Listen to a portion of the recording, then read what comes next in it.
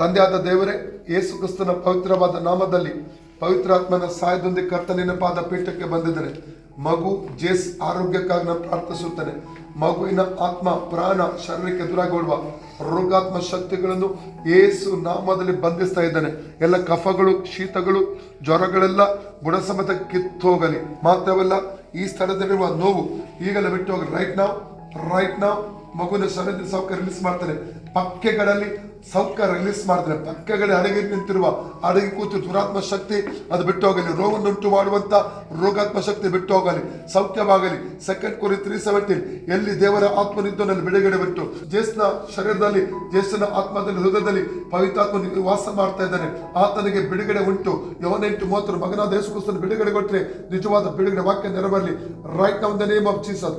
No more sickness, no more pain, no more pain, no more pine.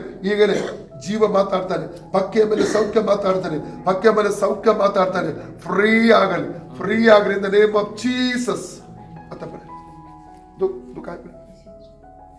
ಗೆಲ್ಲಿಗೆ ಕೊನೆಗಾಡಿ ಸುಮಾರು ಚಕ್ಕರ್ ಬಾಗುಸ್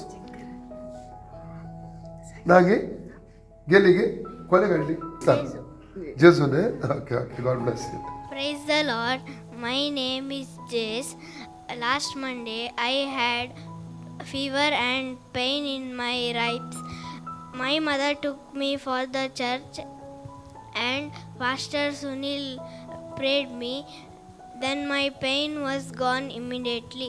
I give praise to Lord Jesus. Amen.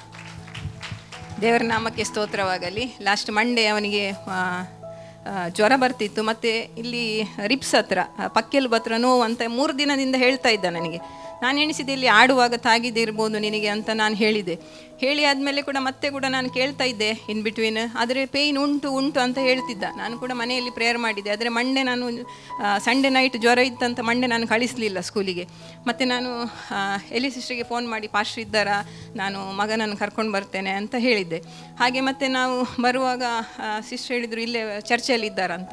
So ನಾವು church ಹತ್ರ ಬಂದೆವು. ಮತ್ತು ಪಾಸ್ಟರ್ ಸುನಿಲ್ ಅವನಿಗೋಸ್ಕರ ಪ್ರೇಯರ್ ಮಾಡಿದ ಕೂಡಲೇ ಇಮಿಡಿಯೇಟ್ ಅಲ್ಲೇ ಹೇಳಿದ ಅವನು, ನೋವು ಹೋಯ್ತಂತ.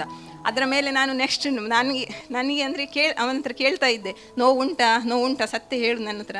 ಇಲ್ಲ ಮಮ್ಮಿ, ನೋವಿಲ್ಲ, ಎಲ್ಲ ಹೋಗಿದೆ ಅಂತ. ಸೊ ದೇವರ ನಾಮಕ್ಕೆ ನಾನು ಸ್ತೋತ್ರವನ್ನು ಸಲ್ಲಿಸ್ತೇನೆ.